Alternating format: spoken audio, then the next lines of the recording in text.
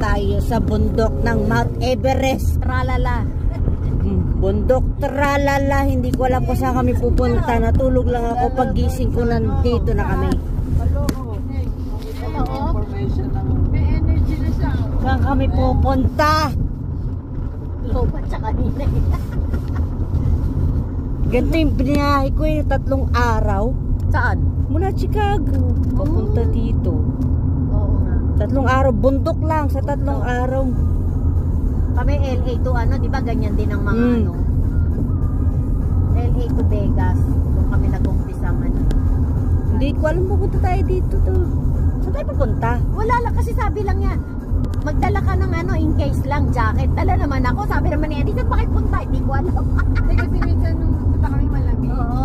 Sabi ko, hindi ko alam. Basta dala daw akong jacket. Siyempre alam niya, senior na ako eh. Yun lang sabi ko. Alam ko magbe-breakfast lang tayo. Ba't nandito na tayo? Kasi pag mainit, hindi ka mo naman tanggalin.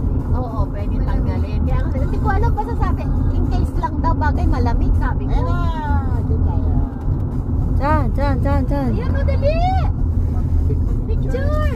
Ano yan? Valley of Fire.